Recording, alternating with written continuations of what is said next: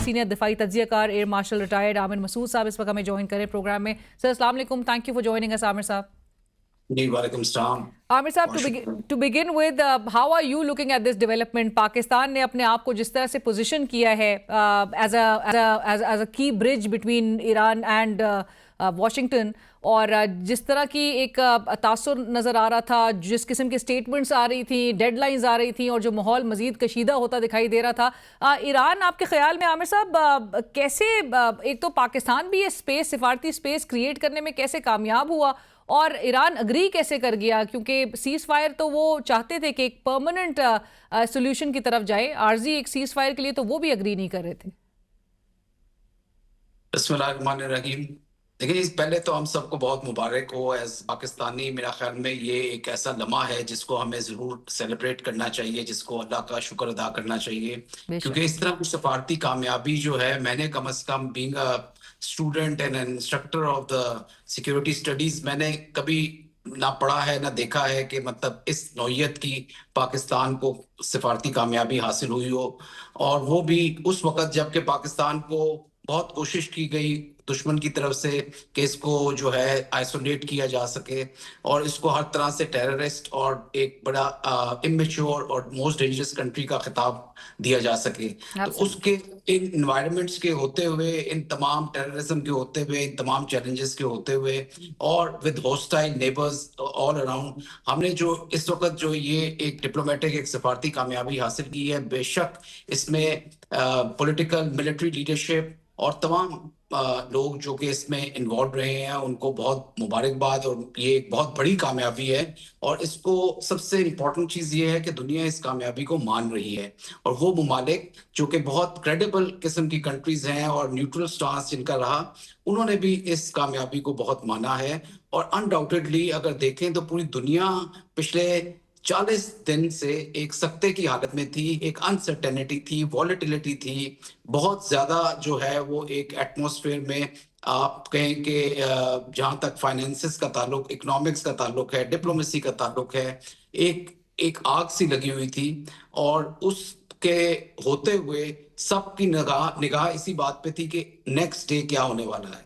और फिर उसके बाद ट्रंप ने जो बयान दिया अभी 24 घंटे पहले कि भाई ये दुनिया जो है, 24 से भी कम घंटे मेरे ख्याल में हुए हैं, कि मैं बिल्कुल तहस नहस हो जाएगी और सिविलाइजेशन जो है वो खत्म कर खत्म हो देंगे जाएगी। जी। तो उसके बाद ये जो एक एक लम्हा आया, और ये सफारती ताल्लुकात की होने की वजह से हमने जो एक इस चीज में देखा कि एकदम से एक ट्रूस हुआ, और एक दोनों तरफ से ये एक मुफाहमत वाला एक लहजा इख्तियार किया गया, और फाइनली उसमें पाकिस्तान का नाम आया। लेकिन पाकिस्तान ने इस अपने अपने स्ट्रेटेजिक लोकेशन को, अपनी पोजीशनिंग को, अपने एक न्यूक्लियर स्टेटस को, और अपने ताल्लुकात जो उसके चाइना के साथ हैं, जो रशिया के साथ हैं, जो अमेरिका के साथ हैं, जो ईरान के साथ हैं, और जो गल्फ कंट्रीज के साथ हैं, उन सब चीजों को इस्तेमाल करते हुए बहुत मैच्योरिटी के साथ, और एक आप कहें कि एक सब्र और तहम्मुल के साथ इस मकाम को हासिल किया कि और इसमें दोनों कोई शक नहीं आमिर साहब, क्योंकि वजीर आजम शहबाज शरीफ साहब ने भी अपनी जो उनकी लेटेस्ट ट्वीट थी उसमें उन्होंने तमाम उन ममालिक का, जो ब्रदरली कंट्रीज जिन्होंने अपना इनपुट दिया, सपोर्ट अपनी इंश्योर की, उन सब का शुक्रिया भी उन्होंने अदा किया कि जिनकी कोशिशों और काविशों से पाकिस्तान ये फोर फ्रंट पे होकर ये एक ब्रोकर करने में इस पूरी डील को कामयाब हुआ। जी। तो ये कोई एक छोटा, मतलब मेरा नहीं ख्याल कि एक बहुत बड़ी अचीवमेंट है, और इसको होपफुली इंशाल्लाह ताला आने वाले दिनों में इस चीज की रिकग्निशन भी ज्यादा होगी, और ये कोशिश भी होगी और दुआ होगी कि ये ट्रूस या ये जो एक मुफाहमत हुई है और ये जो पीस अकॉर्ड हो रहा है, ये अपने मंतकी इंजाम को पहुंचे और सस्टेनेबल हो और आगे भी चले। राइट आमिर साहब, और जी जी, मैं वो जो दूसरा पहलू था जिसमें मैं एक बार फिर नाज़रीन के लिए भी रिपीट करूं कि ईरान के लिए ये कितना ज़रूरी था सीज फायर भी, क्योंकि जिस किस्म का एक इकोनॉमिक फॉल आउट पूरे दुनिया भर में देखा जा रहा था, और कल सिर्फ ये खबर के आने से जिस तरह से मार्केट्स ने रिएक्ट किया, रिकवरी मोड में गई, जिस तरह से ब्रेंट जो ऑयल है उसमें एक डिप देखा गया, सो वो चीज़ें बहुत प्रोमिनेंट थी कि इस फौरन इस पूरे एक्शन से जो है वो किस तरह से इम्पैक्ट क्रिएट हो रहा था। जी बिल्कुल। देखें जी, ईरान ने सबसे पहले बात तो ये कि हमें एक्नॉलेज करना चाहिए कि सबसे ज्यादा सफरिंग और सेक्रीफाइस जो की है वो इस पूरे जितनी भी जंग हुई वो ईरानियंस की तरफ से, अनडाउटेडली, बिल्कुल। ईरानियंस की लीडरशिप की तरफ से है, ईरानियन की आवाम की तरफ से है, और अभी तक वो इस पे खड़े हैं। और ये एक बहुत बड़ा विक्ट्री है उनके लिए भी, इस लिहाज से भी कि 40 दिन तक दुनिया की जो सबसे मजबूत मिलिट्री है और combination of America and Israel, उन्होंने बेतहाशा इन पे बॉम्बिंग की और सबसे सोफिस्टिकेटेड तरीन वेपन्स इनके खिलाफ इस्तेमाल किए और हर तरह का हरबा इस्तेमाल किया, चाहे वो साइबर अटैक्स थे, चाहे वो और किसी किस्म के इंफॉर्मेशन ऑपरेशंस थे, उनको इस्तेमाल किया गया, अंदर के लोगों को इस्तेमाल किया गया, बाहर से जितने उनके नेबर्स थे, होस्टाइल कंट्रीज थी, उनके एयर डिफेंसेस को इस्तेमाल किया गया उनके खिलाफ, और वो तमाम तरह के जो डिप्लोमेसी थी उसके कॉन्टूर्स को इस्तेमाल किया गया, प्रेशर डाला गया। फिर भी ईरान की लीडरशिप ने ना सिर्फ कुर्बानियां दी और लाजवाल किस्म की कुर्बानियां दी, बल्कि एक किस्म का आप कहें कि वो they left the footprints on the Sands of time for the generations, और उन्होंने अपने आप को खड़ा रखा इस तमाम थ्रेट के बावजूद, इस तमाम लॉसेस के बावजूद वो एक आखिरी दीवार के तौर पे खड़े रहे। तो ये मैं समझता हूँ उनके लिए एक बहुत बड़ी कामयाबी है जहां तक उनको कन्विंस करने का ताल्लुक है। देखिए, ईरान ने अपने बेसिक मकासद हासिल कर लिए और उन्होंने दुनिया को शो कर दिया वो चीजें जो कि पहले पिछले कई दहाइयों से कोई नहीं दिखा सका था, कि जो इजराइल का डिफेंस है वो इम्प्रैक्टिबल नहीं है। अमेरिका के जितना हथियार हैं, अमेरिका की जितनी रीच है, वो किया जा सकता है। और आखिर में ये कि जो एक मुल्क अगर खड़ा हो जाए और वो बहादुरी दिखाए और करेज दिखाए, तो उसके लीडरशिप अगर खड़ी हो तो वो किसी भी किस्म की जारियत का ना सिर्फ मुकाबला कर सकता है, बल्कि उसको उस जारियत को खत्म कर सकता है और फना कर सकता है। तो ये चीजें जो हैं ईरान ने अपने 40 दिनों में दिखा दी और दुनिया ने इसको एक्नॉलेज किया। आप देखें कि यूरोप ने इस जंग में एंटर नहीं हुए क्योंकि उन्होंने इसको अनजस्ट कहा और वो बिल्कुल इसमें उन्होंने किसी किस्म की मुदाखलत नहीं की। इसी तरह गल्फ कंट्रीज ने भी काफी हद तक रिस्ट्रेन शो किया, ये जानते हुए कि वो तमाम अड्डों को वो ईरान निशाना बना रहा है जहां से अमेरिका की फैसिलिटेशन हो रही है। सो ऑल इन ऑल अगर देखा जाए, इसी तरह चाइना और रशिया की एक बड़ी अभी यूनाइटेड नेशन में जो रेजोल्यूशन पास की गई थी बहरीन की ईरान के खिलाफ, उसमें भी उन्होंने वीटो किया और उन्होंने कहा कि ये बात बिल्कुल ठीक नहीं है, क्योंकि इसका आगाज जो हुआ है ईरान के खिलाफ वो एक गलत तरीके से किया गया और बगैर किसी रीजन के किया गया। तो आखिर में मैं समझता हूं कि रीजनल प्लेयर्स जो हैं हमारे, जिसमें चाइना रशिया शामिल है, दे मस्ट, मतलब पाकिस्तान ने तो अपने लिहाज से तमाम सफारती जितने हरबे इस्तेमाल किए और ईरान उन पे यकीन भी करता है और एक क्रेडिबल पार्टनर के तौर पे देखता है पाकिस्तान को, जिसकी एक्नॉलेजमेंट की उनके फॉरेन मिनिस्टर ने, उनके प्रेसिडेंट ने। लेकिन इस लिहाज से भी अगर देखा जाए कि चाइना के बहुत सारे स्टेक्स हैं, वो एक स्ट्रेटेजिक पार्टनरशिप है उसकी ईरान के साथ। तो मैं डेफिनेटली समझता हूं कि इस पूरे मामले को हल करने के लिए या निगोशिएशन टेबल पे लाने के लिए किसी हद तक पाकिस्तान के साथ चाइना ने भी इस चीज का साथ दिया होगा और इंटरवीन जरूर किया होगा। राइट। और आमिर साहब ये भी जरूर बताएं कि अब जो अप्रैल 10 से परसों से जो ये मुज़ाकरात का अमल जो है वो शुरू होगा, अमेरिका और ईरान के तनाज़े को अगले 2 हफ्तों में तय होना तो ये बज़ाहिर मुश्किल नज़र आता है, लेकिन आपको क्या दिखाई दे रहा है? सीज़ फायर में आप समझते हैं कि ये फर्दर जो है वो एक्सटेंशन या बार बार तोसी करना पड़ेगी, या एक बाज़ाब्ता मुआहदे के तौर पे जो है हम कोई ऐसा कोई पेशरफ देख सकते हैं इन कमिंग वीक्स में? देखिए जी, अगले 48 घंटे जो हैं बहुत इंपॉर्टेंट होंगे इस लिहाज से कि देखें, अगर तो ये चीज एक्नॉलेज कर ली गई और इस चीज पे लोग मान गए और काफी हद तक लीडरशिप ने प्रेशर्स ले लिए कि जी हर किसी ने अपने एक नोशन ऑफ विक्ट्री शो कर रहे हैं। ईरान तो ये दुनिया जानती है और जितने इंडिपेंडेंट एनालिस्ट हैं और ऐसे लोग, ऐसी लीडरशिप्स भी जिन्होंने इस जंग को मतलब एक बाहर से एक गहरी निगाह से देखा है, वो इस बात को एक्नॉलेज करते हैं कि ओवरऑल इस जंग का यानी स्ट्रक्चरल तौर पे, इंफ्रास्ट्रक्चर के लिहाज से, जानी लिहाज से बहुत नुकसान हुआ है ईरान का। लेकिन ऑल इन ऑल उन्होंने अपने आप को एक मनवाया है रीजनल पावर के तौर पे और ऐसे कौम के तौर पे कि जो एक जिंदा कौम है और जो खड़ी है अपनी सोवरेनिटी के लिए और इंटेग्रिटी के लिए। तो वो काफी हद तक अपने इस मकासद में जीते भी हैं और इस लिहाज से भी कि उन्होंने वो ऑब्जेक्टिव्स जो अमेरिका और इसराइल, स्पेशली इसराइल अचीव करना चाहता था, वो हाल नहीं हो सके। लेकिन दूसरी तरफ अमेरिका भी अगर इस बात को समझ ले कि उसने भी जितना नुकसान करना था ईरान का, बहुत ज्यादा नुकसान किया है इंफ्रास्ट्रक्चर वाइज हाँ। और ह्यूमन जो लाइव्स हैं उसके लिहाज से बहुत ज्यादा मतलब वो नुकसान हुआ है ईरान का।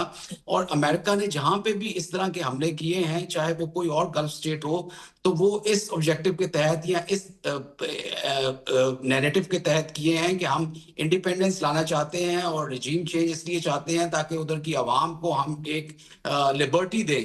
और फ्रॉम द अथॉरिटेरियन रजीम्स जो कि हैं, चाहे वो सद्दाम हुसैन की थी या वो सीरिया की बात या लिबिया की बात आप करें, तो मगर उधर कोई आप देखें तो किसी किस्म की जो है वो तो नहीं हो सकी ऑल्दो regime। आज भी प्रेस और कॉन्फ्रेंस में उनके वजीर जंग हों व दीगर, वो आज भी क्लेम कर रहे थे कि अमेरिका ने भी अपने मिलिट्री अहदाफ हासिल कर लिए और ये भी कहा गया कि ईरानी क़यादत के पास जंग बंदी के अलावा कोई ऑप्शन नहीं था।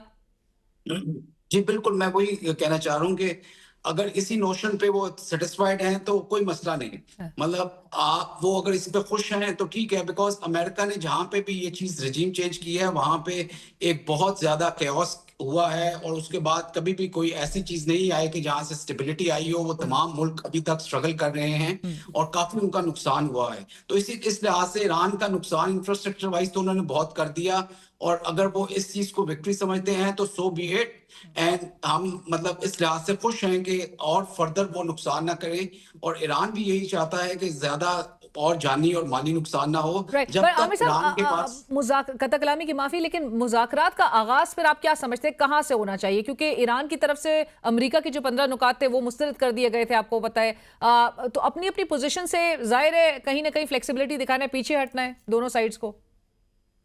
जी बिल्कुल, डेफिनेटली पीछे हटना पड़ेगा। ईरान देखिए पहले भी ये कह चुका है और जेसीपीओ में भी अक्सर वही कहता रहा है कि हमारे कोई एम्बिशंस नहीं हैं कि हम वेपनाइज करें न्यूक्लियर प्रोग्राम को और उसको इस्तेमाल करें किसी के खिलाफ। इसकी भी वो यकीन दहानी पहले भी कराते रहे और प्रोग्रेस ऑलरेडी हो रही थी। अगर कोई प्लेयर जो कि नहीं चाहता था कि प्रोग्रेस हो और अमन कायम हो और किसी तरह का एक ट्रीटी साइन हो, तो वो सिर्फ इसराइल था।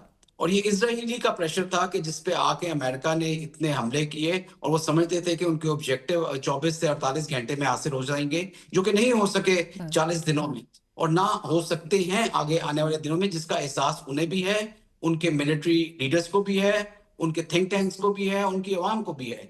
तो इसको समझते हुए अमेरिका ने तो इस बात को रियलाइज कर लिया है।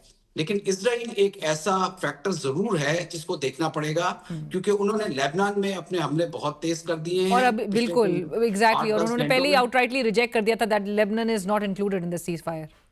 जी बिल्कुल, तो ये जो आप I2U2 वाली जो एक तंजीम है जिसमें इंडिया, इसराइल, यूएई और यूएसए हैं, हाँ। इनके प्लेयर्स जो हैं वो थोड़े से तशवीशनाक हो सकते हैं इस एकॉर्ड को किसी हद तक मतलब सैबोटाज करने के लिहाज से। और मैं समझता हूं कि अमेरिका चाहेगा कि ये काफी हद तक इसको मतलब एक पीस ट्रीटी हो और उसे एक इख्तिताम किया जाए इस तरह की चीज का। उसकी वजह यह भी है कि इंटरनल प्रेशर अमेरिका को बहुत ज्यादा है, अवाम की तरफ से बहुत ज्यादा है कि आपने अगर ऑब्जेक्टिव्स हासिल नहीं किए तो आप अब किस तरफ जा रहे हैं। और सिमिलरली अभी आने वाले दिनों में आपको ये भी पता होना चाहिए कि किंग जो है यूके का, उसने विजिट करना है अगले 1-2 हफ्तों में अमेरिका। और उसके बाद चाइना का भी विजिट है प्रेसिडेंट ट्रंप का। तो मेरा नहीं ख्याल कि वो चाहेंगे कि जंग दोबारा से शुरू हो और उस सिचुएशन में ये तमाम विजिट्स हों। All in all I would personally think कि आने वाले दिन जो हैं और चंद ये जो अगले 48 घंटे 72 घंटे बहुत इंपॉर्टेंट होंगे। अगर हम सस्टेन कर गए इस पीस को और पार्टीज इसी बात पे खुश हो गई कि वो नोशन ऑफ विक्ट्री उन्होंने अपनी खुद ड्रॉ कर ली, तो फिर तो ये ट्रूस रहेगा, ये ट्रीटी साइन हो जाएगी इंशाल्लाह ताला, पीस अकॉर्ड हो जाएगा। मगर there will be few players who will try to sabotage it.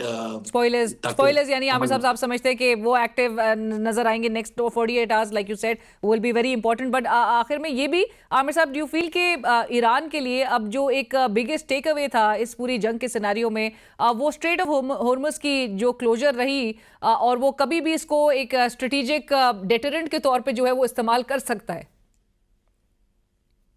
जी, बिल्कुल। देखिए, ये चीज़ पहले भी जब वॉर गेमिंग होती थी, तो ये कहा जाता था कि ईरान को हमला करने का नुकसान ये सबसे बड़ा यही होगा कि स्ट्रेट ऑफ हॉर्मुज़ जो है, उनमें उसमें अनसर्टेनिटी आ जाएगी और उधर की ट्रैफ़िक जो है ऑलमोस्ट हॉल्ट पे आ जाएगी, हम्म। जिसकी वजह से एनर्जी क्राइसिस हो सकते हैं, फूड क्राइसिस हो सकते हैं, फर्टिलाइज़र्स के क्राइसिस हो सकते हैं और भी बहुत चीज़ें हैं जिनके क्राइसिस ओवरऑल इकोनॉमी जो है दुनिया की, वो हिलेगी। हम्म। और जो ईरान ने हिला के दिखाई, तो स्टेट ऑफ हॉर्मुज़ का तो कोई मसला नहीं था इस हमले से पहले, वो तो सब चीज़ें चल रही थी, ना ईरान कोई टैरिफ लेता था वहाँ से, ना ही उन्होंने किसी किस्म का ब्लॉकेट किया हुआ था।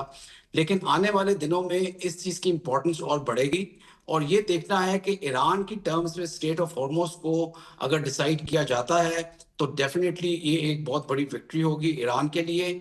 अगर इसमें कोई और पार्टी आके अपने आप को असर्ट करने की कोशिश करती है, हाँ। यहाँ अपना कब्जा करने की कोशिश करती है, तो वी विल अनफॉर्चुनेटली हम एक टर्मोइल में फिर दोबारा से दाखिल हो जाएंगे। ये दुनिया की भलाई और इस रीजन की भलाई इसी में है कि स्ट्रेट ऑफ हॉर्मुज़ उन्हीं के पास होना चाहिए जिनका ये एक हक बनता है इन टेरिटोरियल वाटर्स पे, हम्म। और वो ईरान है और ओमान है, और आमिर जो साहब, आप ऑलरेडी समझते हैं एक कि इस सिटीजन है। मैकेनिज्म को, इस स्ट्रेट ऑफ होर्मुज़ से मुतालिक जिस तरह आप कह भी रहे हैं, इस मैकेनिज्म को तय करना भी, it will be quite a challenge, ये आसान नहीं होगा?